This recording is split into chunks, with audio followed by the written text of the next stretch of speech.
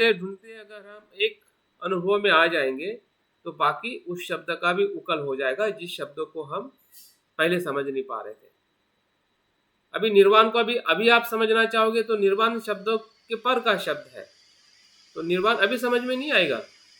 तो संसार के भीतर अगर हम जाते हैं, तीन लक्षण को समझते हैं और उसका हमें जिस क्षण में अनुभव आएगा उसी क्षण में निर्वाण शब्द का भी अर्थ समझ में आएगा।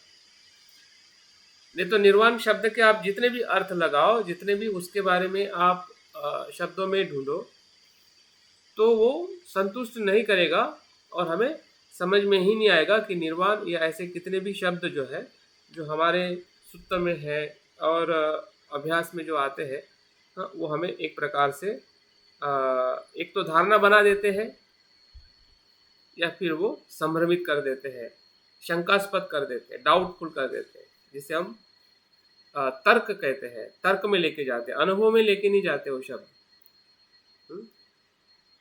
और तर्क में ले जाएगा इसका मतलब वो है वो अनुभव में जाने के लिए रोक रहा है, वो एक प्रकार से मार बन जाएगा। हाँ, तो हमारा मार हमें खुद समझ में आना चाहिए और ये मार बहुत ही सॉफ्ट होते हैं और बहुत विकराल भी होते हैं, मतलब भयंकर भी होते हैं और बहुत ही मित्र जैसे भी मार होते हैं। मित्र के रूप में भी मार आता है। तो मित्र के रूप में मार है, कभी कभी हमें समझ में नहीं आता है कि वो किस प्रकार से हमें रोकने का प्रयास कर रहा है, किस प्रकार से हमें भटकाने का प्रयास कर रहा है, या किस प्रकार से वो हमें एक धारणा में स्थिर रहने के लिए कह रहा है, उससे आगे मत जाओ, यही धर्म है। बुद्ध को भी कहा था ना मारने के, भाई तुम आगे मत जाओ, जो चाहिए मैं दूंगा। हाँ, इतना कुछ नाम है, इतना कुछ तुम्हें, इससे भी अगर कुछ संसार में अगर श्रेष्ठ कुछ चाहिए मैं देने के लिए तैयार हूँ। लेकिन बुद्ध ने मार के उस तत्व को, अस्तित्व को उन्होंने समझ लिया और वो उससे भी उस धारणा से भी मुक्त होकर वो जब भीतर गए तब जाके उनको संबोधि का ज्ञान प्राप्त हुआ। तो आज हम जिस ध्यान की बात कर रहे हैं या हमारे इस विषय का जो सबसे कठिन और थोड़ा भीतर जाने का जो प्रवास हम कर रहे हैं, रूप को समझना कभी कभी हमें सरल लगता है क्योंकि रूप हमारा बहुत ही ठोस है। हमने उसको बार बार देखा है, उसका हमें एहसास होता है बाहर से भीतर से, और कुछ उसके जो घटक जो है महाभूत के रूप में हम बाहर भी देखते हैं। पानी है, पृथ्वी है, तेज है, या क्या कहते हैं, हवा है।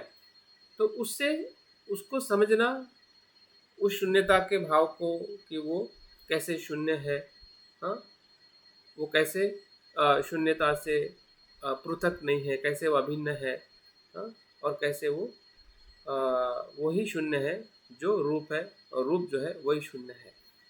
तो इसको थोड़े अर्थ में या थोड़े अनुभव में समझना हमें सरल जाता है और हमने प्रयास भी किया और आप लोगों में से काफ़ी लोगों ने उसका अनुभव भी किया है। हाँ, कि सही में शरीर तो है लेकिन शरीर में मैं, मेरा और आत्मभाव नहीं है। यहाँ पे कुछ न कुछ जिसको भी अनुभव आया है तो उसी अनुभव को हमें कैरी करना है। आप बोलेंगे कि वेदना को कैसे देखे, संज्ञा को कैसे देखे, तो पहला अनुभव किस काम का फिर? वो तो सत्य का अनुभव है, सम्यक दृष्टि है वो, उसी से ही दूसरी सम्यक दृष्टि उत्पन्न होने वाली। आपने उसको छोड़ दिया, छोड़ने का मतलब क्या है? आपने उच्छेद कर दिया, और पकड़ने का मतलब क्या है? उसको आपने नित्य मान लिया। तो दोनों भाव से हमें बाहर आना है। जो भी अनुभव हमें हो रहा है या जिसका भी हम आचरण कर रहे हैं, हाँ, उसको मध्यम से उसका इस्तेमाल करना है। हाँ, मतलब कोई भी अनुभव जो है या कोई भी हमारा जो जीवन का पहलू जो है, ना पूरी तरह से अच्छा है ना पूरी तरह से बुरा है। हाँ, ना शाश्वत है ना उच्छेदवाद के उसका अस्तित्व उच्छेदवाद भी नहीं है और उसका अस्तित्व शाश्वतवाद भी नहीं है। जो भी अस्तित्व है, जो भी घटना घटित हो रही है और हम कर्म कर रहे हैं, जो घटित हो रहा है उसके आधार पर ही कर्म कर रहे हैं। अगर हमारा जन्म घटित ही नहीं होता तो हम कर्म कैसे करते? हमारा कर्म करने का भी तो कारण जन्म ही है। तो जो घटित हुआ है, जो हमें शरीर और मन मिला है, हाँ, हमारे ही अज्ञान या पूर्व संस्कार और पूर्व कर्म के कारण तो ये घटना घटित हो चुकी है। और इसी घटना के आधारित हमारे जो 6 इंद्रिय जो है, हाँ, क्षण प्रतिक्षण विषयों के साथ में क्या होते हैं, हाँ, प्रतिक्रिया देकर कर्मों को निर्माण करते हैं, या आसक्ति या जो भी हमारा संसार जो है, हाँ, वो क्षण प्रतिक्षण पल पल, हाँ, उसकी जो रचना जो है, हाँ, वो हो रही है। और उसी रचना को हमें समझना है, जिसको हम अस्तित्व कहते हैं। तो अस्तित्व को समझने का दूसरा नाम है, अभी देखिए कुछ कुछ शब्द जो है ना बहुत महत्व के हैं, इतने महत्व के हैं कि उसी शब्द के आसपास हमें ढूंढते रहना है। जब हम अस्तित्व की बात करते हैं तो अस्तित्व मतलब सब कुछ, जिसे हम वस्तु मात्रा कहते हैं, जिसे हम संसार निर्वाण कहते हैं। हाँ, अस्तित्व का मतलब कुछ मेरा ही अस्तित्व की बात नहीं, संपूर्ण अस्तित्व की बात। जब हम पंचस्कंद की बात करते हैं तो पंचस्कंद में हमारा ही अस्तित्व नहीं, पूरे ब्रह्मांड के अस्तित्व की बात हो रही है। और इसलिए जब व्यक्ति स्वयं को जानता है तो वो पूरे ब्रह्मांड को जानता है। इसलिए बुद्ध कहते हैं कि अतद्दीप भव, अगर आप अपने आप को जानोगे तो आप पूरे ब्रह्मांड को जान सकते हैं।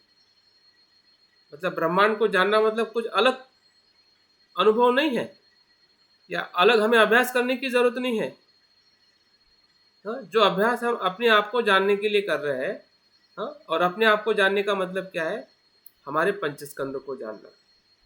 और पंचस्कंद को जानने का जो तरीका इसमें जो बताया है कि पंचस्कंद हमें शब्दों में पूरी तरह से पता है। यहाँ पे बैठे हुए हम सभी लोग हैं, ऐसा आप बिल्कुल नहीं पता है कि रूप क्या है, वेदना क्या है, संज्ञा क्या है, संस्कार क्या है और विज्ञान क्या है। भले उसके हमें गहरे अर्थ को हम नहीं जान पा रहे हैं या कम जान रहे हैं, लेकिन फिर भी ये पंचस्कंद ये पता है कि नहीं, ये भी पता नहीं है। अगर नहीं पता है तो आप सवाल पूछ सकते कि मुझे पता नहीं है। आपको पता होके भी अगर आप नहीं मान रहे कि मुझे पता नहीं है, इसका मतलब ये है कि हम सही अर्थ में अपने धम्म जीवन में जो आधार है उसी को ही हम इग्नोर कर रहे हैं, या उसी के आधार पर जो आचरण करना चाहिए या हो रहा है उसी को हम नहीं जान पा रहे हैं। सब कुछ हमारा जो काया का, वाणी का और मन का आचरण जो है इसी पंचस्कंद के भीतर और इर्द गिर्द होता है, और कुछ नहीं है।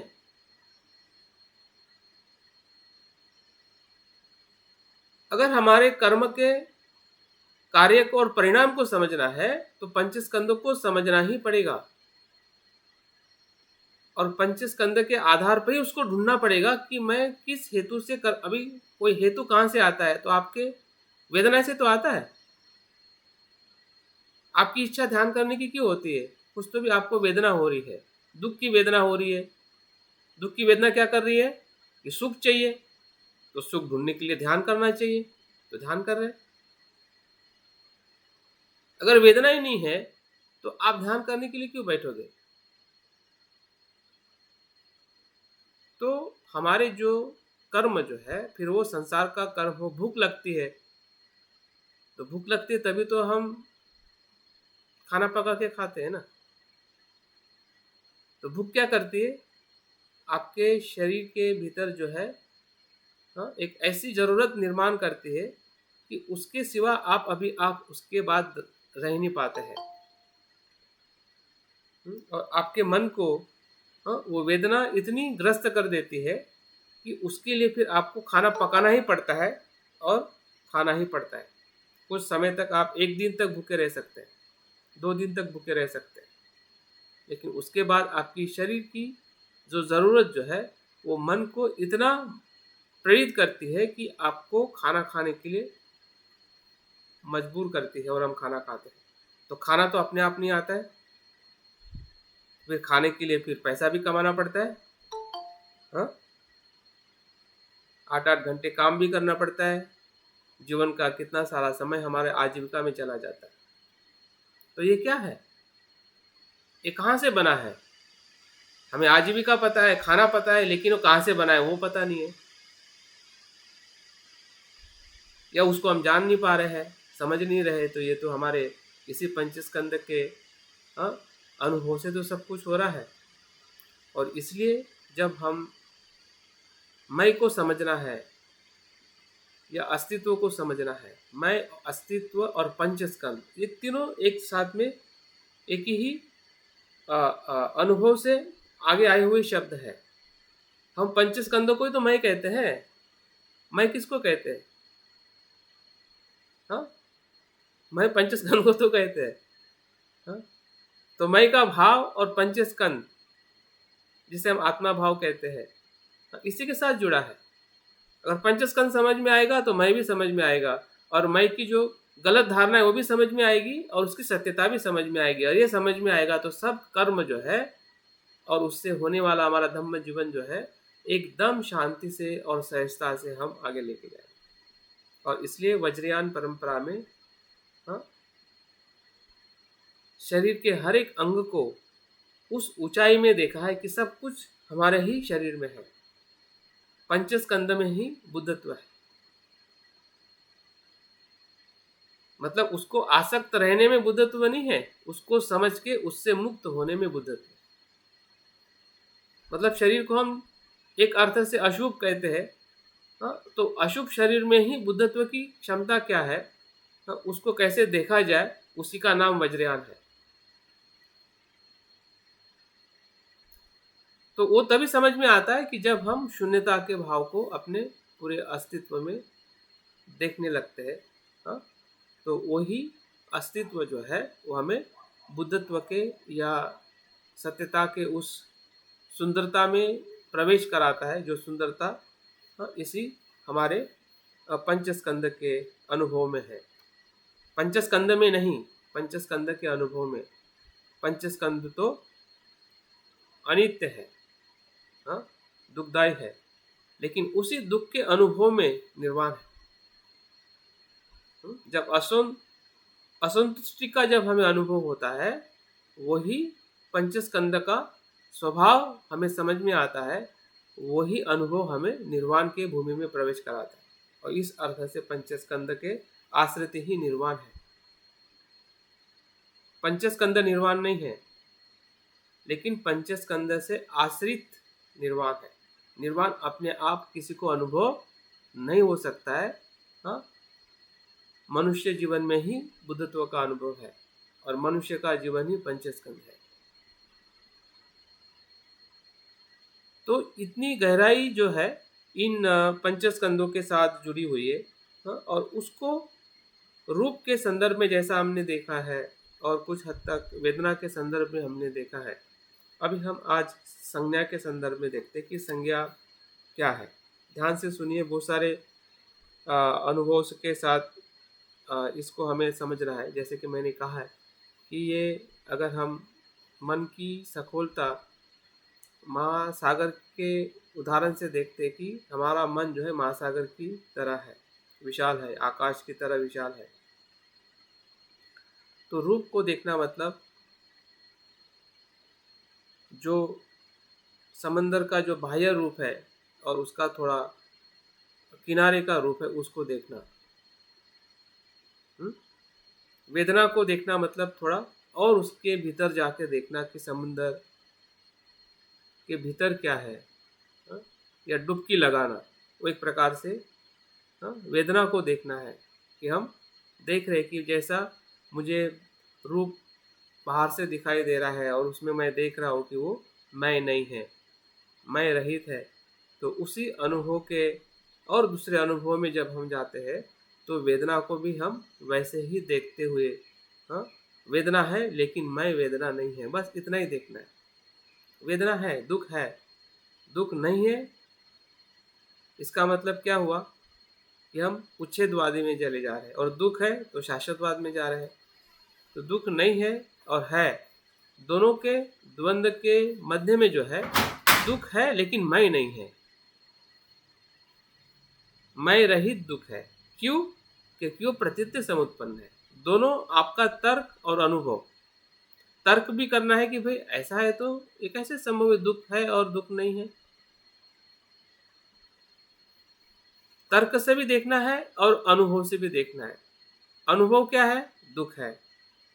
लेकिन तर्क से हम देखते हैं कि दुख तो है लेकिन मैं नहीं है, और मैं नहीं है तो दुख कैसे हो सकता है? ये क्यों प्रतीत्य से उत्पन्न है। मैं से दुख नहीं आया है, मैं तो है ही नहीं, मैं तो सिर्फ मिथ्या धारणा है। अगर दुख है तो दुख के ऊपर तो आपको कार्य करना पड़ेगा ना। अगर आपको पेट में दर्द है और आप बोलेंगे कि मैं की वजह से हुआ है, तो वो दुख और ज्यादा बढ़ जाएगा, कम नहीं होगा।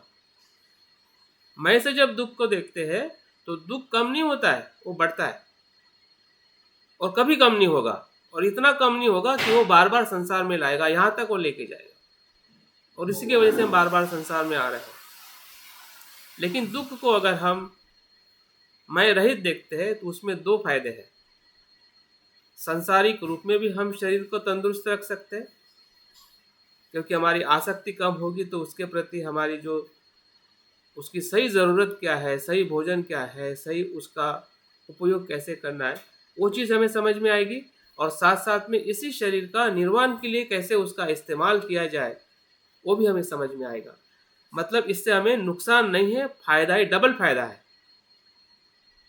क्योंकि मैं को अगर छोड़ते समय में लगता है कि मैं नहीं होगा तो मैं क्या करूँगा, हाँ, तो उस निराशा से मैं को हम ढूंढते ही नहीं है, और मैं ढूंढने भी नहीं देता है, क्योंकि मैं तो एक अपना जगह बना रहा है, वो मार है। और मार को तोड़ने का काम बुद्ध ने किया है।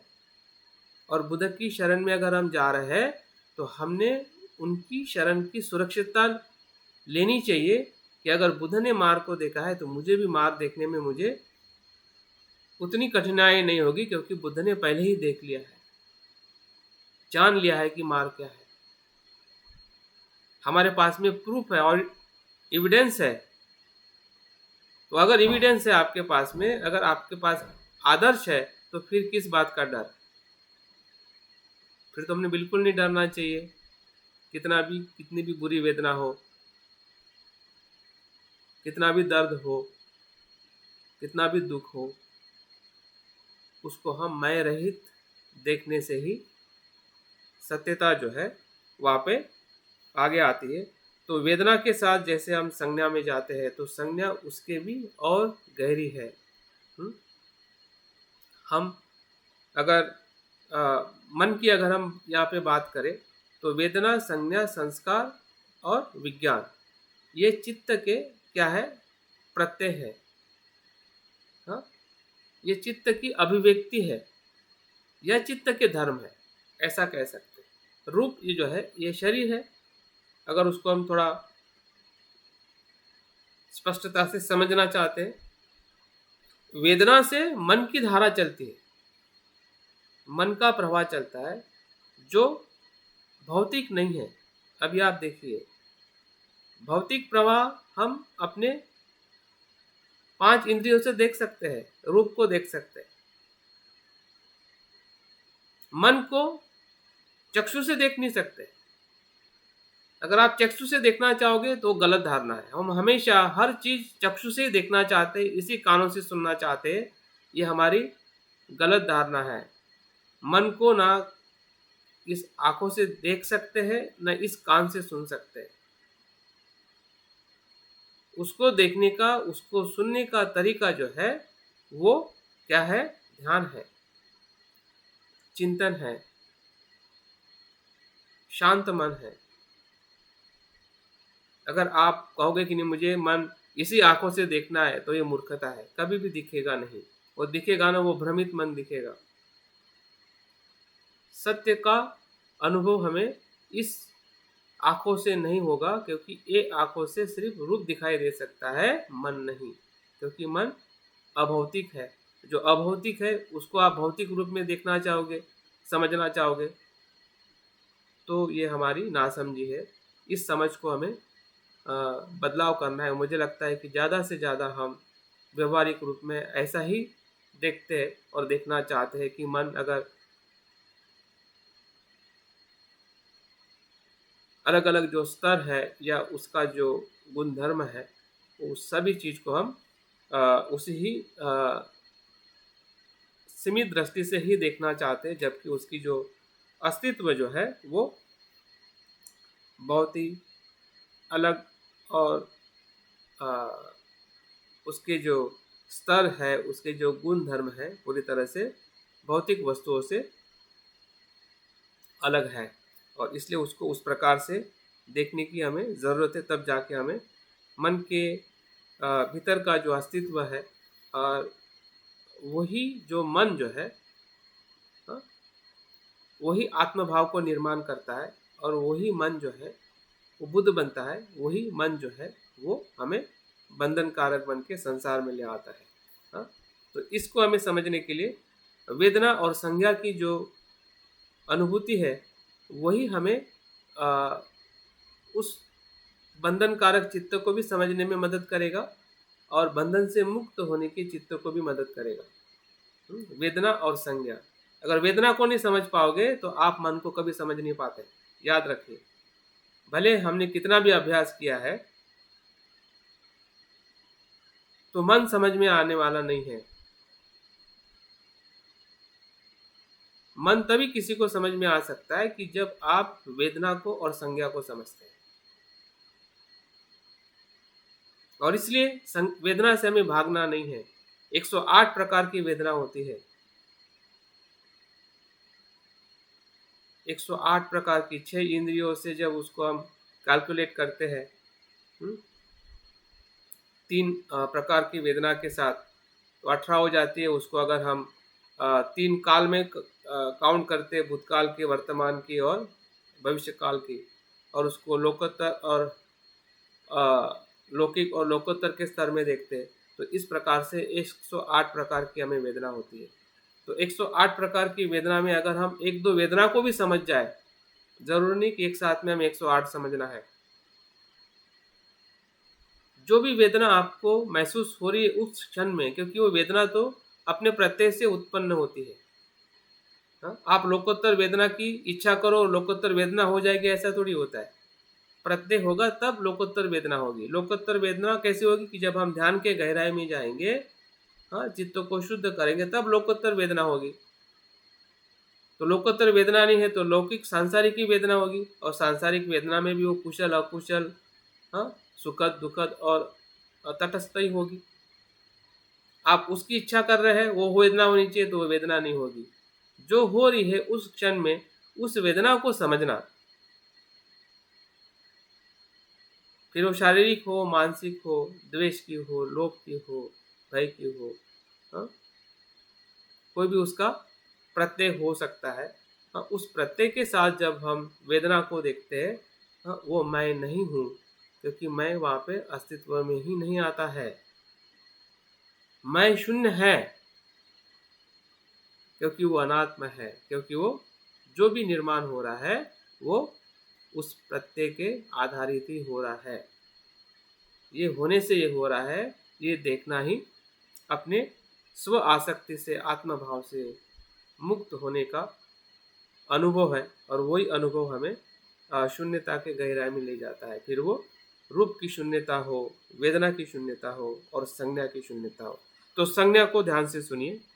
संज्ञा ये शब्द जो है, सरलता से अगर आपको समझना है, संज्ञा मतलब नाम देना, लेबल देना। और किसको लेबल देते हैं, किसको नाम देते हैं? जो वेदना निर्माण होती है, वेदना को तो नाम देते हैं ना। अगर आपको दुख की वेदना हुई तो क्या कहते हैं, ये दुख हुआ, ये मुझे पसंद नहीं है, और उसको हम नाम दे देते हैं कि ये पैर का दर्द है, सर का दर्द है, पेट का दर्द है। हाँ, या कोई व्यक्ति के प्रति अगर हमें द्वेष है तो इसका द्वेष है, उसका द्वेष है, ये मुझे पसंद है, ये खाना पसंद है, ये मुझे पसंद नहीं है। तो ये सभी जो हम संज्ञा दे रहे हैं, नामांकित कर रहे हैं, लेबल लगा रहे हैं, वो किसके आधार पर, ये हमें समझ में आना चाहिए। सब वेदना के आधार पर ही है। जिसको हम धर्म कहते हैं, ध्यान कहते हैं, वो भी तो संज्ञा ही है। निर्वाण कहते हैं, वो भी तो संज्ञा ही है। क्योंकि हमने वो वेदना निर्माण की है लोकोत्तर के तरफ जाने की या फिर संसार से मुक्त होने की। हाँ, वो वेदना के कारण ही निर्वाण शब्द हम इस्तेमाल करते हैं कि मुझे निर्वाण प्राप्त करना है। क्योंकि आपने नाम दे दिया, जो बुद्ध ने कहा है वही, उसी को हमने नाम दे दिया। तो ये नाम जो है, संज्ञा जो है, ये क्या है? हमारे पूर्व संस्कारों के आधार पर दिए हुए या पहचान करने के लिए हम नाम देते हैं। अभी निर्वाण तो आपने प्राप्त नहीं किया या मैंने प्राप्त नहीं किया, बुद्ध तो हमने प्राप्त नहीं किया, आपने प्राप्त नहीं किया, तो ये नाम क्यों दे रहे हैं और क्यों कह रहे हैं बार बार बुद्धत्व निर्वाण? क्योंकि ये शब्द हमने पहले अनुभव में उसको लिए है और आज जो हम नाम दे रहे हैं, हाँ, कि ये बुद्ध है, आप रूप को देख के बुद्ध कहते हैं, तो नाम देते हैं तो क्या है वो संज्ञा होगी ना। तो बुद्ध के उस रूप को आप नाम दे रहे हैं कि ये अमिताभ बुद्ध है, ये अमुक सिद्धि है, तो ये नाम दो, अभी आप उसको नाम दे के पहचान रहे हैं, तो किसके कारण? क्योंकि उसके पहले आपने उसको इनपुट किया है, संस्कार में डाला है, और उस संस्कार के पूर्वग्रह के कारण, हाँ, जो हमारा एक ग्रह बना है या हमने जो संस्कारों को इनपुट किया है, उसी इनपुट संस्कारों के कारण हम उसको पहचानते हैं कि मेरी माता है। मुझे बताइए कि माता पिता की संज्ञा किसने दी? और आपका बच्चा, हम अपने माता पिता को माता और पिता ये कहते हैं कि मेरा घर है, ये है, वो है, वो है, ये सभी चीज़ें जो हम नाम दे रहे हैं, तो क्या ये अपने आप आपने जान लिया कि ये पेड़ है, ये मेरी माँ है, मेरे पिता है, मेरे भाई है? तो क्या किया हमने? अपने बच्चों को क्या किया? वो इनपुट दिया, या हमें वो इनपुट मिला किससे? 6 इंद्रियों से कहा गया, हमने सुना और हमने माना कि मेरी माँ है। और जब फिर आप उसको आंखें खोल के देखते हैं, जब आपको समझ में आता है, तो आप माँ कहते हैं, पिता कहते हैं, हाँ, तो फिर वो क्या होगी? आपकी संज्ञा होगी। और उसी संज्ञा के आधार पर जितने भी हमारे रिश्ते के नाम हैं, जितने भी इस संसार में जो कुछ भी शब्द जो है, आगे हम आते हैं, हाँ, हाँ, शब्द का समूह संज्ञा है। अभी जो मैं बोल रहा हूँ, आप सुन रहे हैं, ये सब संज्ञा है।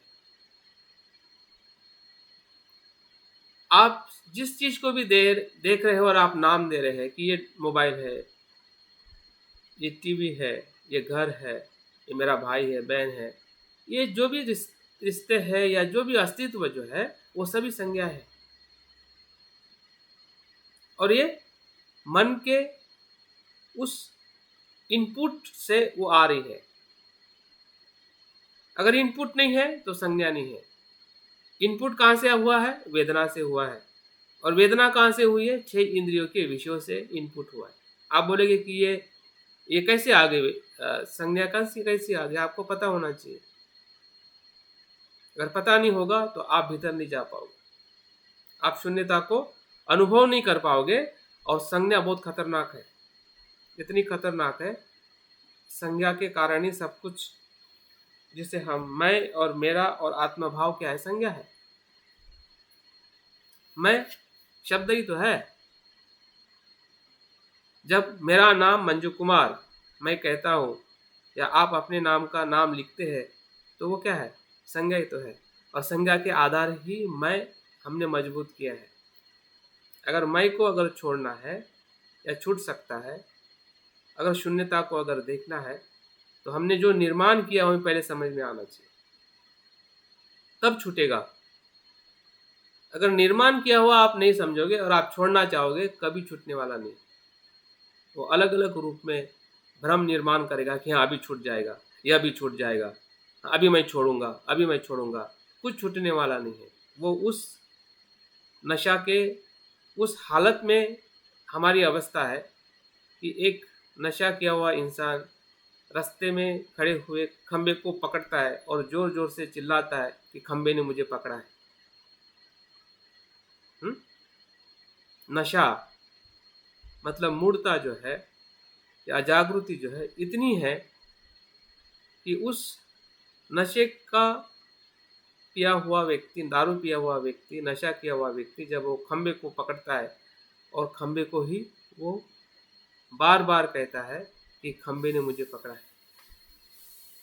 जबकि उसने खंबे को पकड़ा है।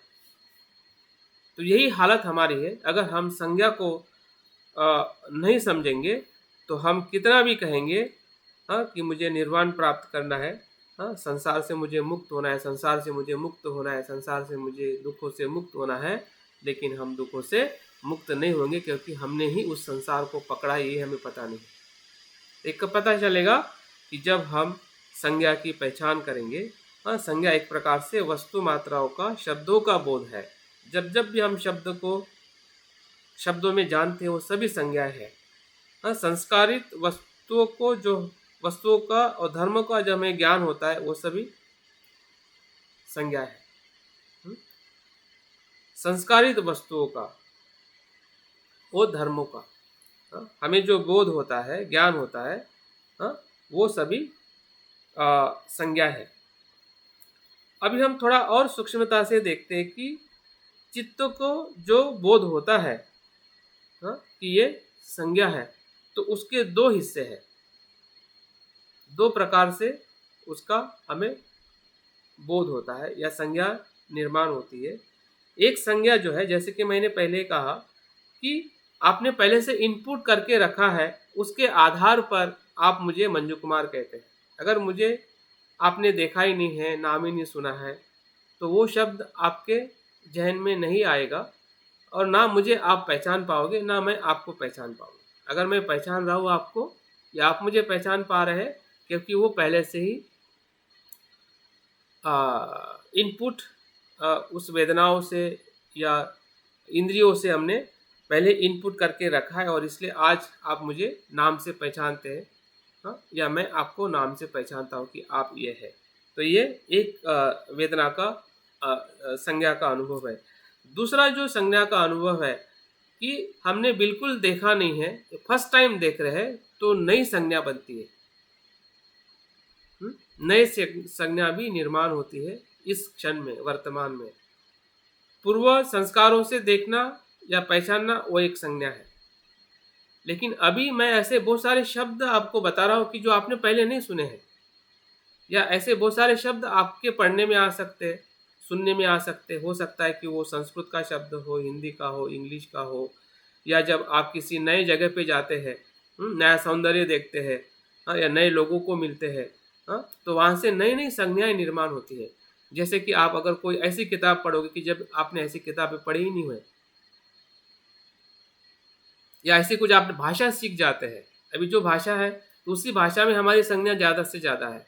अभी गुजराती में क्या, किसको क्या कहा जाता है आपको पता नहीं है, या गुजरात वाले को मराठी में क्या, किसको क्या कहा जाता है वो पता नहीं है। तो अगर वो पता होगा तो क्या हो जाएगी, और नई संज्ञा बनेगी। समझ में आ रहा है ना?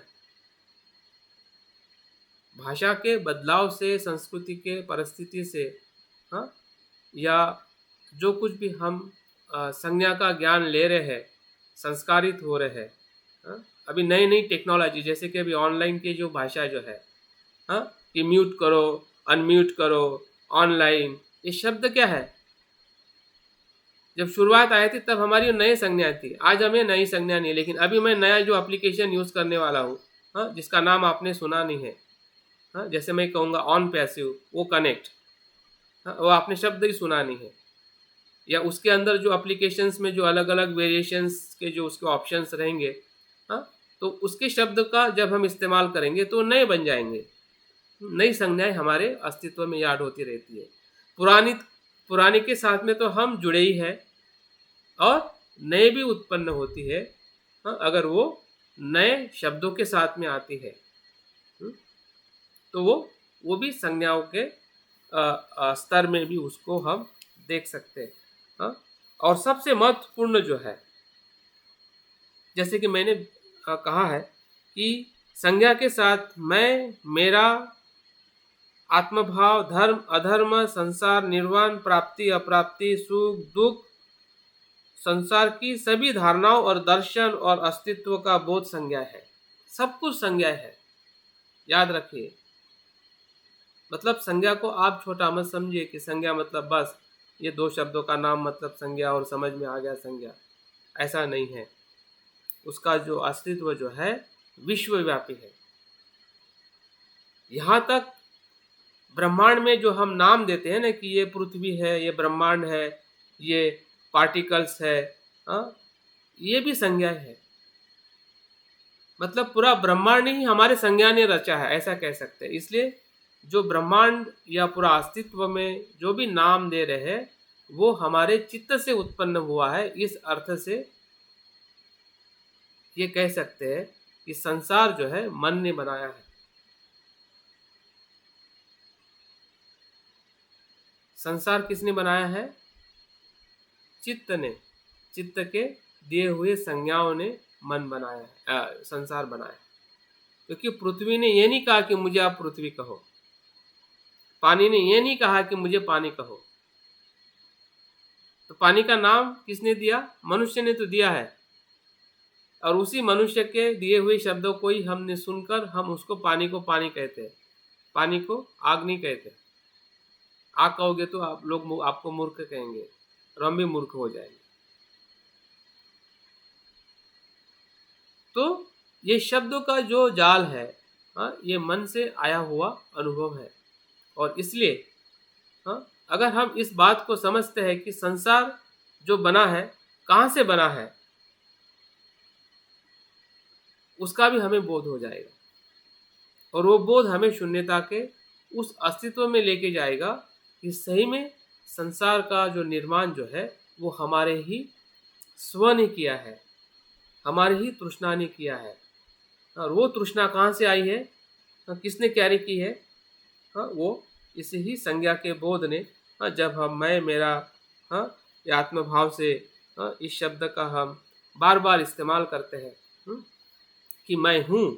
अभी ये शब्द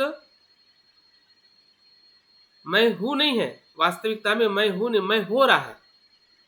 मैं हूँ अस्तित्व में नहीं है, लेकिन व्यवहार के तौर पे हम क्या कहते हैं? मैं हूँ। और उसी भाव से, उसी संज्ञा के कारण हम भ्रमित होके उसी को सच मान बैठते हैं। मैं हूँ तो वही कहाँ हूँ? मैं जो छोटा था वो थोड़ी हूँ, मैं तो हो रहा हूँ। ये रियल उसका शब्द है, लेकिन व्यवहारिक रूप में मैं हो रहा हूँ ऐसा हम नहीं कहते हैं। कहते हैं क्या मैं हो रहा हूँ? कहने में कितना ऑड लगता है, लेकिन जो ऑड है वो सच है। कहने के लिए आप मैं हूँ कह सकते हैं, लेकिन उसके भीतर जो वास्तविकता जो है उसको पहचान कर हमें मैं हूँ कहना चाहिए। बुद्ध भी अगर कहते हैं कि मैं बुद्ध हूँ, इसका मतलब बुद्ध में युगो है, वो स्व को कह रहे ऐसा नहीं है, वो स्व रहित है। वो जानते हैं और हम भी जानते हैं कि बुद्ध क्या है कुछ अर्थ में।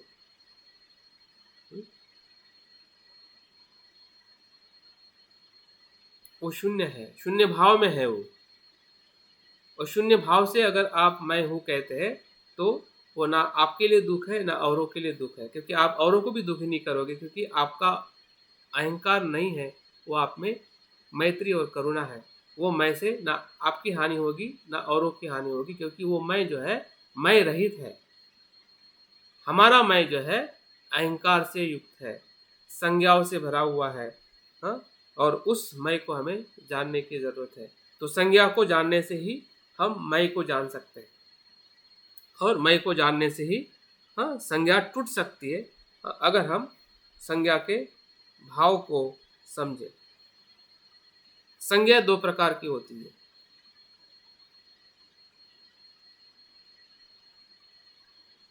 एक नित्य होती है और एक अनित्य भाव की होती है। नित्य भाव से संज्ञा को देखना, एक अनित्य भाव से संज्ञा को देखना। जिसको अगर हम मानसिक तौर पे या आध्यात्मिक या अभिधम्म के तौर पे उसको शब्द दिया है, वो है अयोनिसो मनस्कार और एक योनिसो मनस्कार। अयोनिसो मनस्कार मतलब अयोग्य दृष्टि से देखना या अयोग्य विचार से सोचना। अयोग्य, इनप्रॉपर, वो है अयोनिसो मन का धर्म। उसके अनुसार जब हम चीज़ों को देखते हैं तो चीज़ें या जो संज्ञा जो है नित्य बन जाती है, और वही स्वासक्ति है, वही आत्मभाव है, वही मिथ्या दृष्टि। और वही भव का कारण। यही मिथ्या दृष्टि चित्त में बार बार जन्म लेने के लिए, अगर मृत्यु के बाद अगर हमारा चित्त अगर मिथ्या धारणा से रहेगा तो इस प्रकार का ही चित्त कार्य करेगा अगले जन्म में।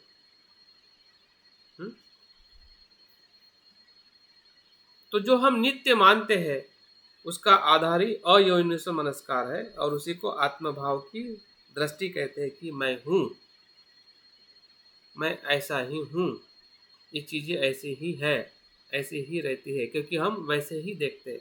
अपने रूप को भी हम कल जो था ऐसे ही देखते हैं, लेकिन हम बचपन में क्या थे, उसके पहले क्या थे, वैसा वहाँ से हम नहीं देखते। हम कल क्या थे बस वैसे ही आज है, इतना ही, इसलिए हमें वैसे ही लगता है। और भीतर भी हमें ज़्यादा बदलाव नहीं लगता है, हमारे संज्ञा वेदनाओं में भी हमें बदलाव दिखाई नहीं देता है, क्योंकि हमने संज्ञा के माध्यम से उसको हमने नाम देकर उसको उसी आसपास में ही हमने उसको स्थिर करके रखा है। हाँ?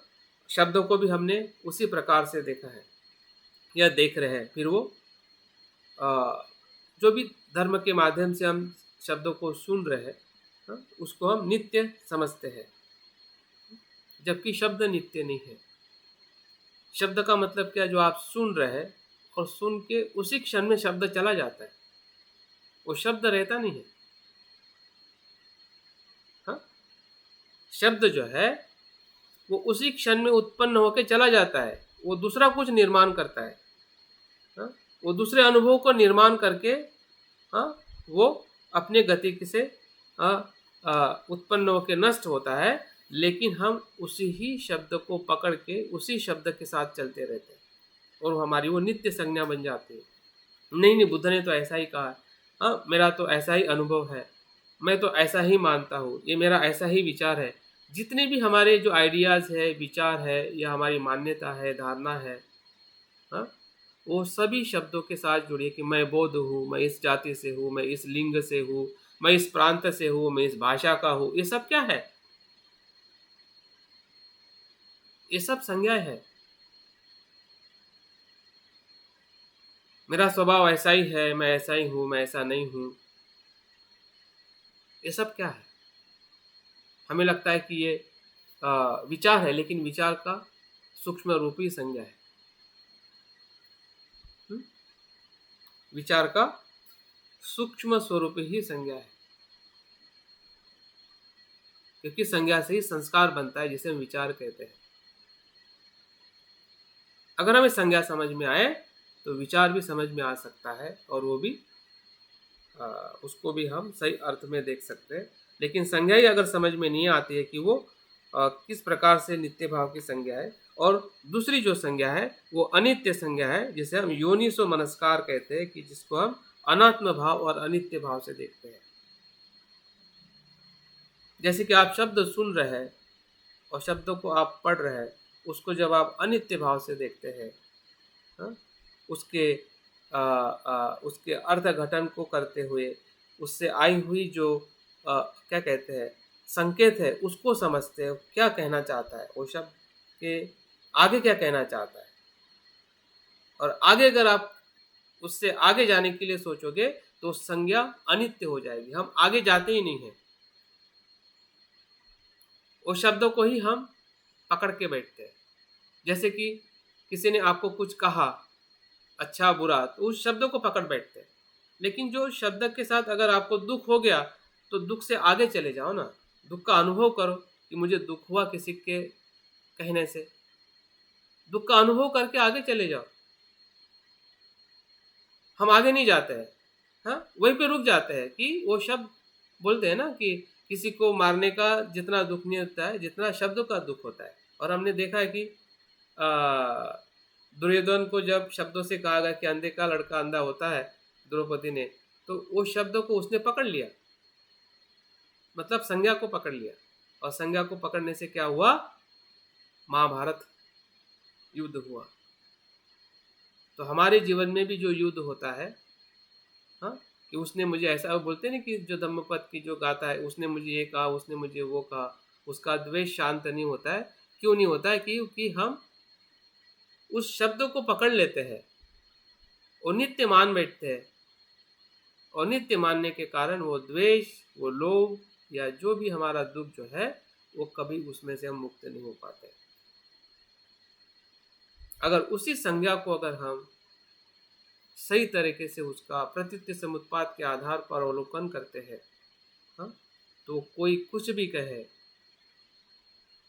या हमारे भीतर भी कुछ भी हो, हमारे भीतर कितना भी लोभ हो, कितना भी द्वेष हो, कितना भी कुछ बुराई हो, हाँ, अगर उसको हम अनित्य रूप में देखते हैं तो बुद्ध कहते हैं कि मार अपने आप शांत हो जाता है। मार को नष्ट करने का अगर कोई शस्त्र है वो है अनित्य भाव, अनात्म भाव की जागृति। जागृति जागृति शब्द हम अनेक बार इस्तेमाल करते हैं, लेकिन किसकी जागृति? तो जागृति अनित्यता की और अनात्म की। अगर ये दो जागृति के साथ अगर आप या हम, हाँ, किसी भी संज्ञा को, किसी भी परिस्थिति में उत्पन्न होने वाली जो भी संज्ञा का बोध है, हाँ, उस बोध से हम निर्वाण की तरफ जा सकते हैं, क्योंकि यही ट्रांसफॉर्मेशन है। हाँ, दलाई लामा जी कहते हैं कि इसी मैं की संज्ञा से ही स्वनिर्माण होता है।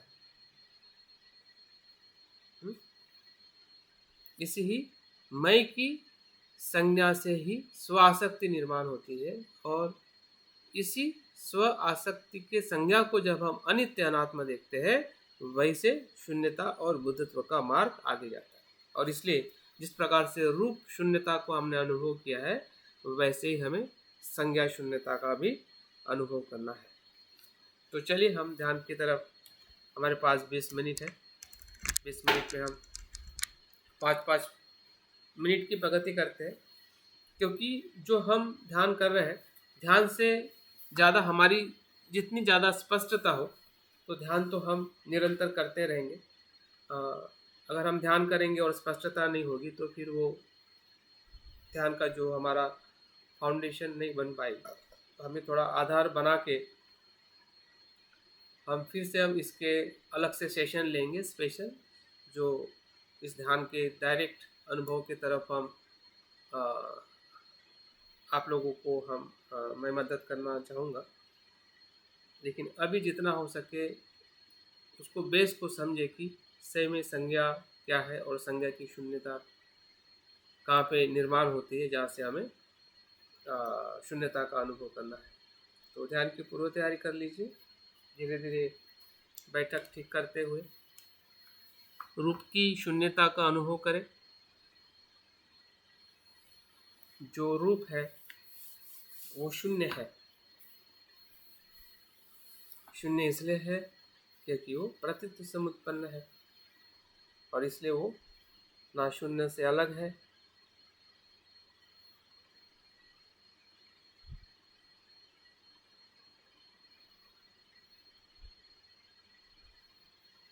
शून्य ही रूप है, रूप ही शून्य है। पूरा अस्तित्व प्रतीत से उत्पन्न है। किसी भी तत्व में स्वयं की स्वतंत्र अस्तित्व नहीं है। हर अस्तित्व, हर शरीर का जो तत्व है किसी ना किसी प्रत्यय से ही उत्पन्न होता है और लय होता है, इसलिए वो शून्य है। तर्क से भी देखें और अनुभव के स्तर पर भी देखें।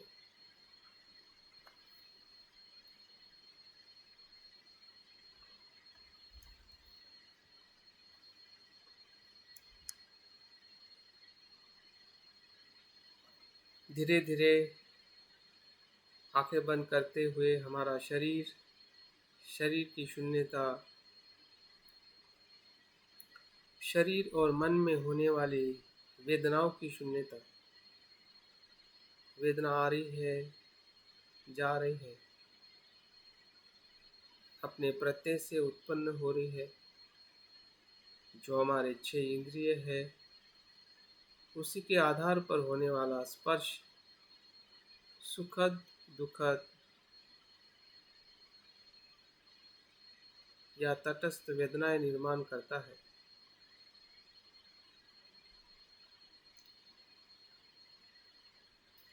किसी ठोस मैं, मेरा और आत्मभाव से निर्माण नहीं होते हैं।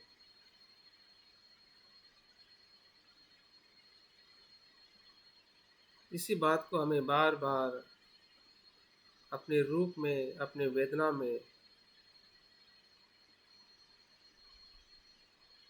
स्थिर चित्त से देखना है, समझना है।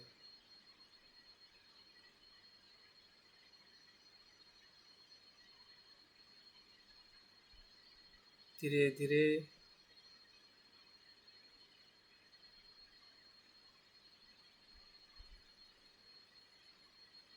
हम ध्यान के लिए ग्रहणशील है, श्रद्धावान है।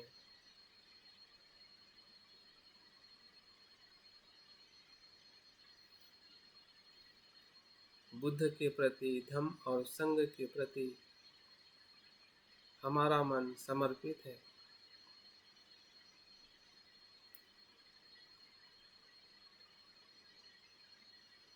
क्योंकि सत्य को संपूर्ण रूप में जानने वाले यही तीन रत्न हैं। जिस सत्य की मैं खोज कर रहा हूँ,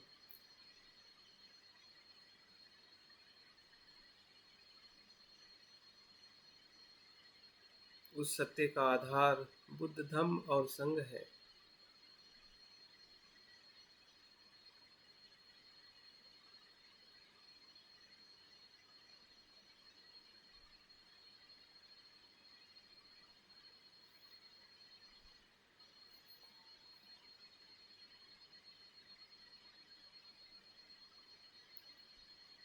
संसार के जीवों की दुख की अनुभूति भी हमें हो रही है, क्योंकि जो दुख मुझे है वही दुख संसार के सभी जीवों को है, और उनकी दुख मुक्ति ही मेरा जीवन है।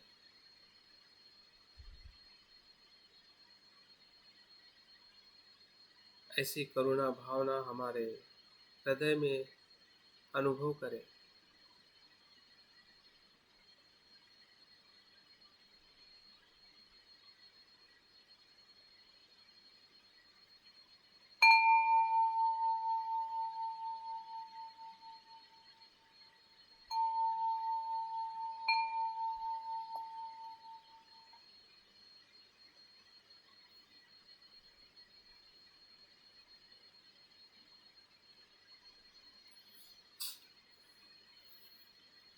धीरे धीरे हमारा मन, हमारा शरीर ध्यान के लिए तैयार है, और ध्यान के पहले प्रगति में हम अपनी संज्ञा का अनुभव कर रहे हैं। संज्ञा क्या है? इस शब्द को बार बार स्मरण करें और इसी संज्ञा से प्रश्न पूछे कि संज्ञा क्या है, कहाँ है, कैसे उत्पन्न होती है। उसकी खोज करें, उसका अवलोकन करें।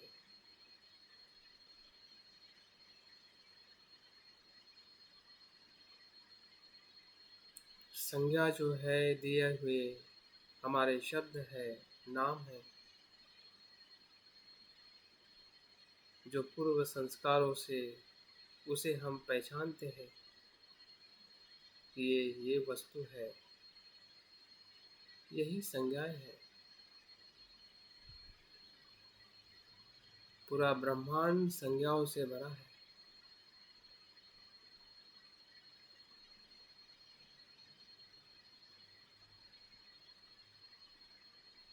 जो हमें वेदनाएं हो रही है, जो विचार आ रहे हैं, जो भावनाएं आ रही है, जिस शब्दों को हम सुन रहे हैं वो सभी संज्ञा ही संज्ञा है।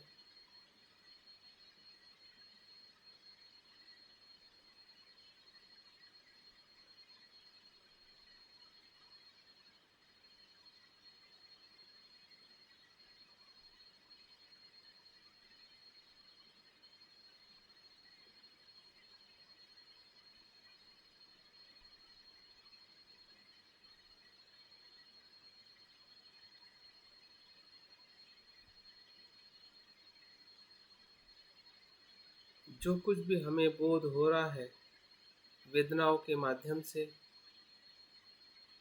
सुखद हो या दुखद, कुशल या अकुशल,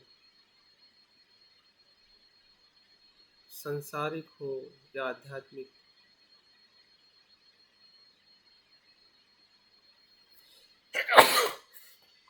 सभी शब्द जो है संज्ञाएं हैं।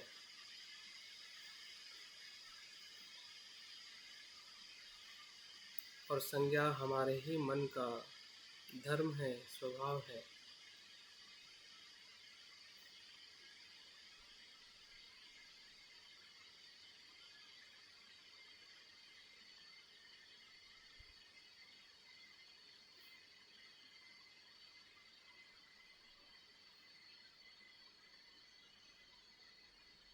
संज्ञा शून्यता, जैसे रूपम शून्यता वैसे ही संज्ञा शून्यता। इसका अनुभव करें कि जो जो संज्ञाएं उत्पन्न हो रही है या जिसे हम संज्ञा कहते हैं, फिर वो मैं की संज्ञा हो या इस शरीर को दिया हुआ हमारा नाम जिसे हम शरीर कहते हैं, जिसे मैं कहता हूँ,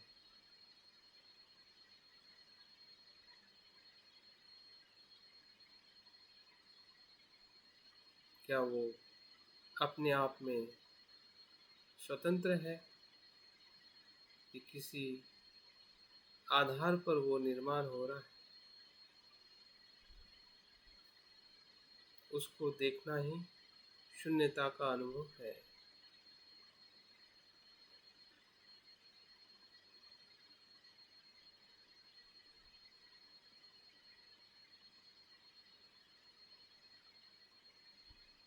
जो मैं की संज्ञा है, किसे मैं कहता हूँ, ये मैं कैसे निर्माण हुआ है?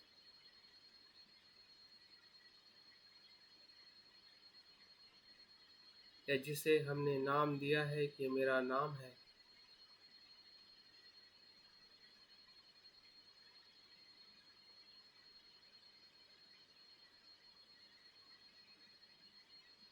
क्या उसका वो स्वतंत्र अस्तित्व है या सिर्फ हमने व्यवहारिक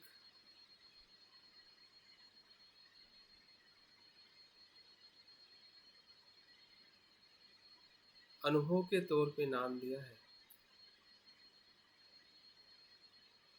कि ये मैं हूँ, ये मेरा नाम है? या ऐसी अनेकों संज्ञाएं जो है हमारे मन में निर्माण हो रही है, शब्द के रूप में, विचारों के रूप में,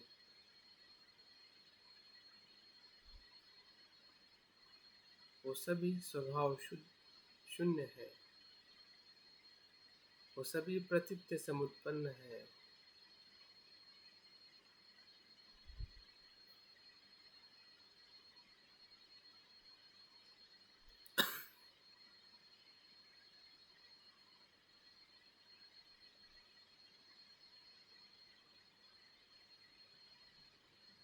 मैं की संज्ञा भी क्षण प्रति क्षण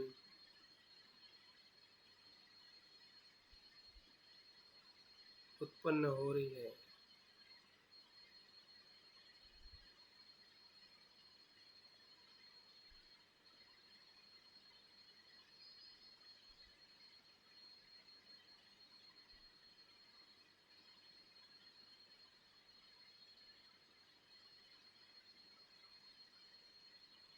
क्योंकि इंद्रियों से होने वाला स्पर्श से ही वेदना होकर संज्ञा उत्पन्न होती है। जैसे कि अभी आप कानों से शब्द सुन रहे हैं और शब्दों से जो बोध हो रहा है वो इंद्रियों के स्पर्श के कारण हो रहा है।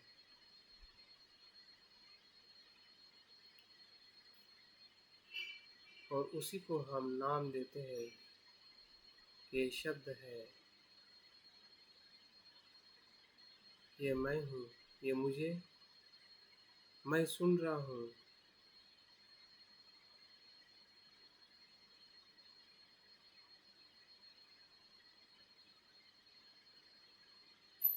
या मुझे शब्दों का बोध हो रहा है, जबकि शब्दों का बोध प्रतीत्य समुत्पन्न है,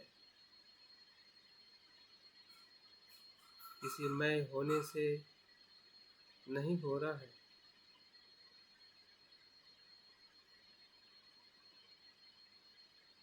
बल्कि शून्यता होने से हो रहा है।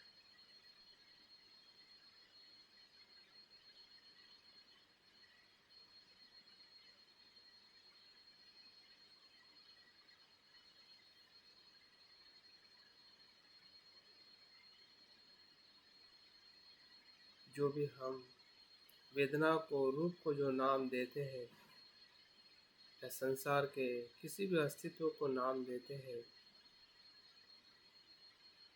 वो सभी संज्ञाएं प्रत्यय से उत्पन्न होती है।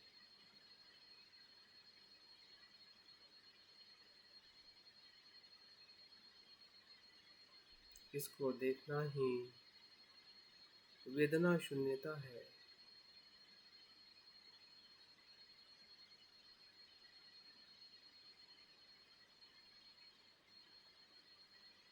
उसके उत्पत्ति के स्वरूप को जानना ही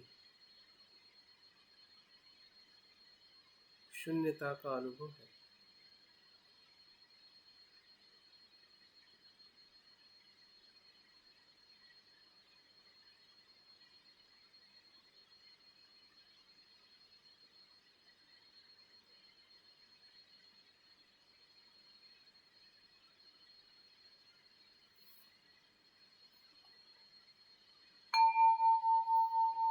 ध्यान के दूसरे चरण में जो संज्ञाएं उत्पन्न होती है उसका लय भी होता है। लय को देखना भी शून्यता है। शून्यता ही वेदना है। प्रतीत समुत्पन्न होने से ही वो लय होती है।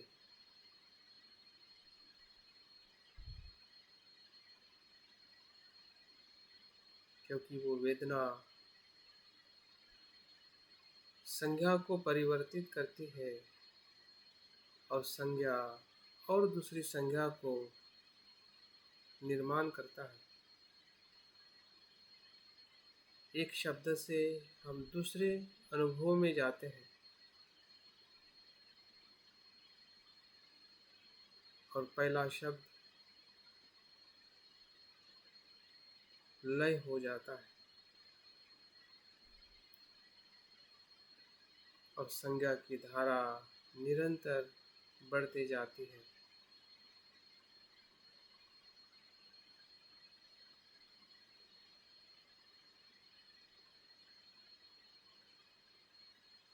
जैसे कि आत्मभाव नहीं होने की संज्ञा हमें अनासक्ति की संज्ञा में रूपांतरित करती है। ये भी एक प्रकार की संज्ञा ही है। आत्मभाव से हम मुक्त होने का अनुभव और उसे हम कह रहे हैं कि अनासक्त है, अनात्म है, ये अनित्य है, ये भी संज्ञा है।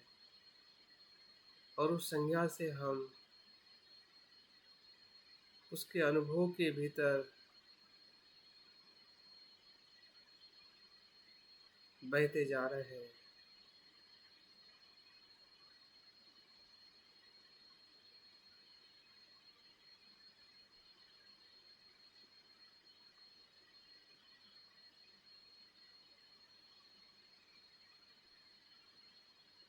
एक अनुभव से दूसरे अनुभव में प्रवेश कर रहे हैं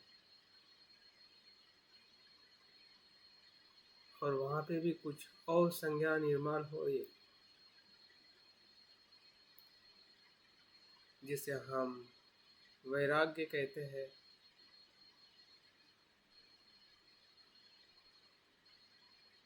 या अनित्यता का बोध कहते हैं।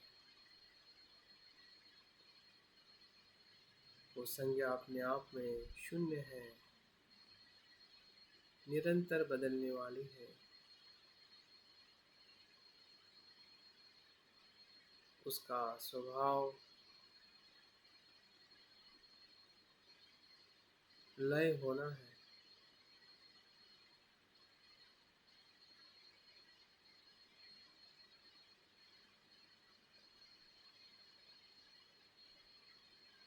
वो संज्ञाएं अनुभव को निर्माण करती है। जैसे कि हम चलते हुए कोई ठोकर लग जाती है और हमें दर्द होने लगता है, फिर वो ठोकर ठोकर नहीं रहती है, वो दर्द हो जाता है।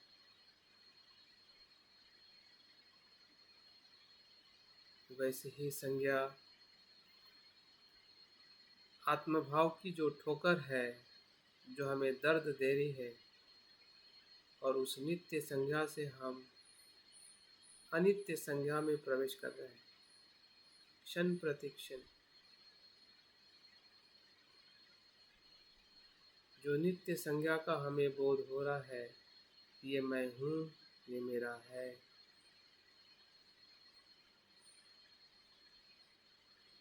उसी क्षण में हम उसे शून्यता भाव में देख रहे हैं। ये तो प्रतीत्य समुत्पन्न है। प्रत्ययों की श्रृंखला भी संज्ञा ही संज्ञा है,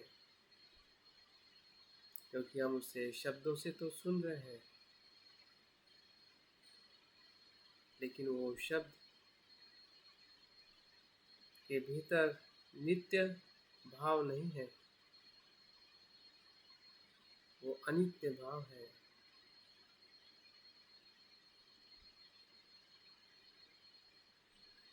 उसमें नित्यता का संदेश नहीं है, उसमें अनित्यता का संदेश है। उसका अनुभव करें, वही शून्यता है।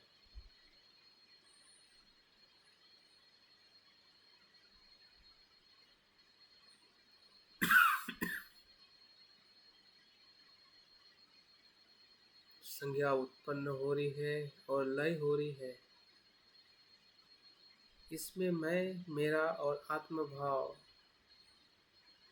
कुछ भी नहीं है।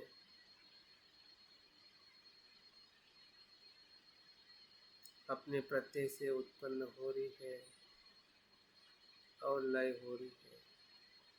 उत्पन्न होने में भी शून्यता है और लय होने में भी शून्यता है।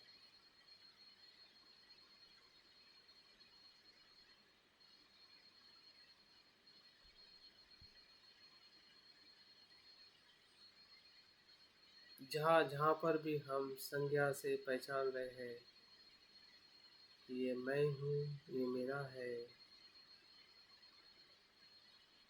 ये मेरा शरीर है, ये मेरी वेदना है, ये मेरा घर है, ये मेरी पत्नी है, मेरे बच्चे हैं। संसार के सभी अस्तित्व में संज्ञा ही संज्ञा है। जहाँ जहाँ हम देखते हैं, जो जो सुनते हैं, जो जो सोचते हैं, वो सभी संज्ञा से ही अभिव्यक्त करते हैं।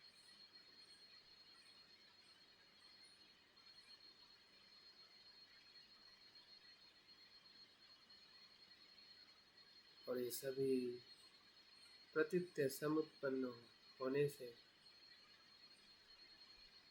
शून्यता भावी है।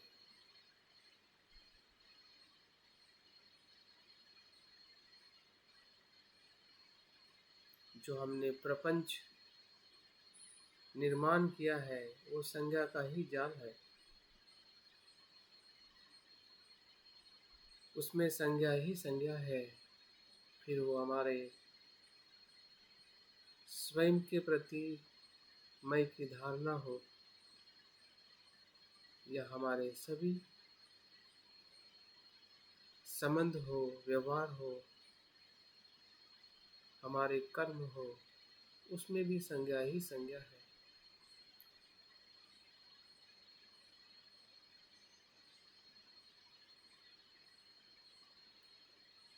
हमारा सांसारिक जीवन हो या धार्मिक जीवन हो,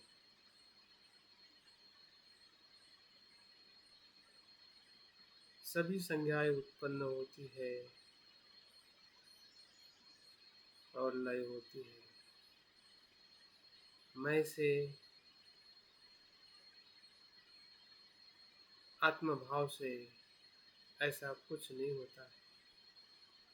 वो तो श्री मिथ्या धारणा है।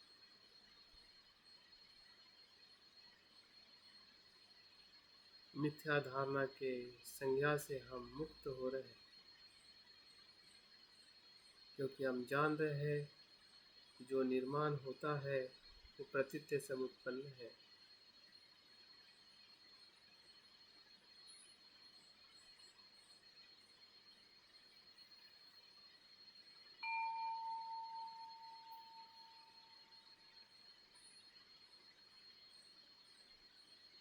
ध्यान के अंतिम चरण में हमें दोनों एक साथ में देखना है। संज्ञा ही शून्यता है, शून्यता ही संज्ञा है। ना संज्ञा शून्यता से पृथक है, ना शून्यता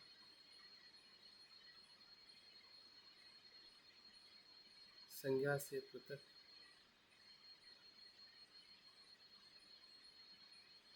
दोनों परस्पर आधारित है। शून्यता में संज्ञा है और संज्ञा में शून्यता है।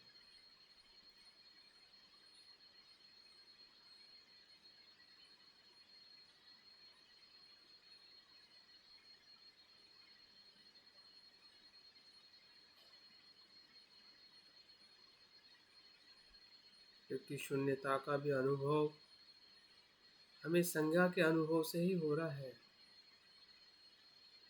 और संज्ञा का अनुभव प्रतीत्य समुत्पाद से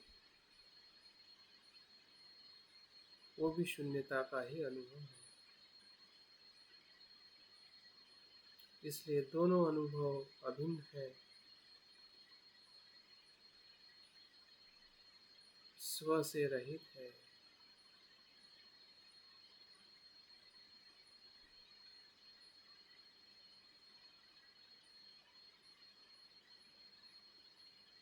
दोनों परस्पर आधारित है।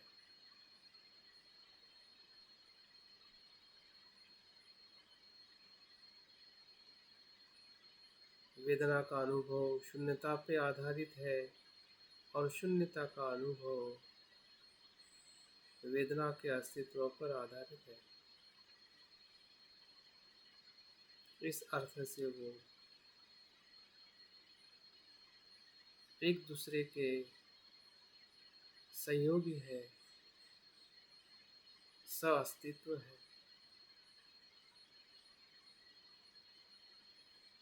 सापेक्ष है।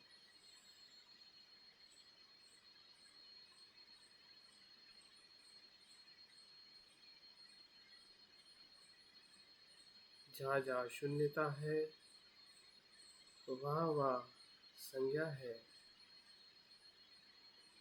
जहाँ जहाँ संज्ञा है वहाँ वहाँ शून्यता है।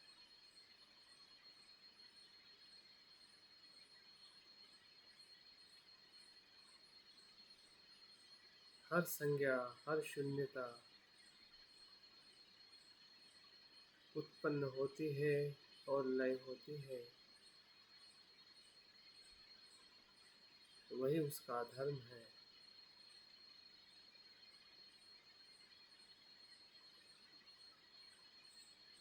ना उसमें मैं है, ना मेरा, ना आत्मा।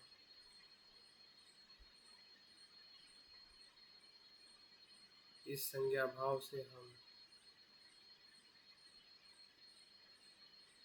मुक्त होने का अनुभव ही शून्यता है।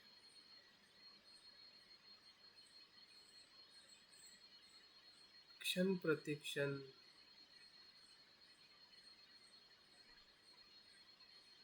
हमें इसका अनुभव हो रहा है, क्योंकि वही सत्य है जो घटित हो रहा है। स्वरहित,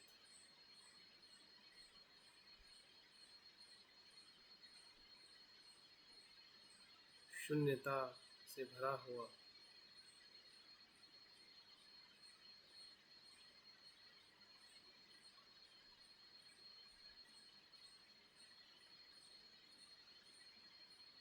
जो विमुक्ति का,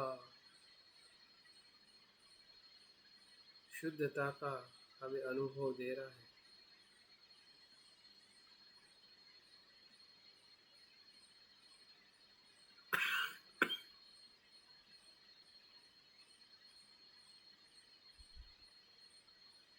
वही हमारा शुद्ध चित्त है।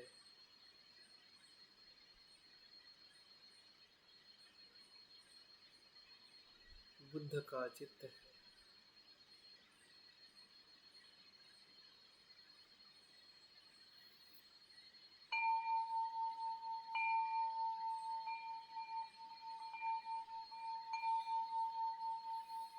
धीरे धीरे ध्यान को समापन करते हुए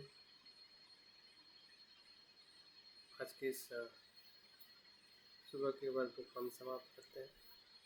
थोड़ा समय ज़्यादा हुआ है, इसलिए